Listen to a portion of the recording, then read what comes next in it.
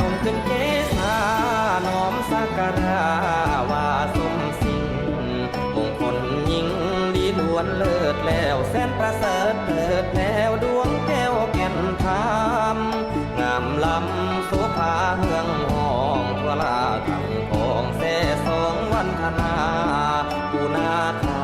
องค์ญาณาคินีแปลงเป่าเด่นนี้สุขที่ที่สราน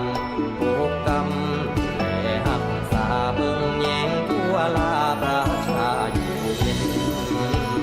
เปรียบประดุจดังเห็นเพื่อนผู้เป็นจอมนาคามิ่งบารมีใส่ส่องวรญาตุดพองพระกายรัศมีผู้บุญผู้บารมีพญานาคินีสีสุขสวัสดิพรงามงอนอ่อนระถวยอนง